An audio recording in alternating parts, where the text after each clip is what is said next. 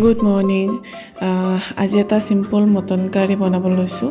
তেনে চিম্পল হয়, সকলোৱে বনাব পাৰিব।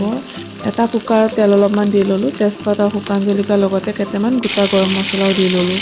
এতিয়া পিঁয়াজখিনি অকণমান ৰঙচুৱা হোৱালৈকে ভাজি ল'ম।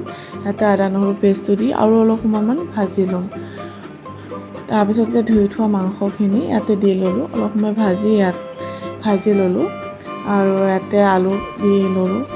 ইয়াতে অলপমান হালধি, নিমখ সোৱাদ অনুসৰি আৰু ইয়াতে মই কি মছলা ব্যৱহাৰ কৰিছোঁ ছাইডত লিখি দিছোঁ, এবাৰ চাই ল'ব। এক্সট্ৰাকৈ কৈ থকা নাই আৰু। তাৰপিছত ভালদৰে ভাজি ল'লোঁ, 5 মিনিটমান ভাজি ল'ম মই। ভালদৰে ভাজিলে চাব পাৰে। ভাজি হোৱাৰ পিছত মই 1.5 গিলাচ পানী দিলোঁ, আপোনালোকৰ হিচাপ মতে দিব পাৰে। তাৰপিছত মই 5টা হুইচেল আহিবলৈ থৈ দিলোঁ। চাব পাৰে কি ধুনীয়া হৈছে। মাংসটো বহুত ধুনীয়া সিজে। লাষ্টত মই কচুৰি মেথি আৰু ধনিয়া পাতে দি দিলোঁ। কচুৰি মেথিটো অপশ্যনেল হয়, আপোনালোকৰ তাত নাথাকিলে নিদিলেও হয়। মই ধনিয়া পাতটো দি দিলোঁ লাষ্টত। এতিয়া আৰু খাব পাৰিব। আজিলৈ আহিলোঁ, বাই বাই।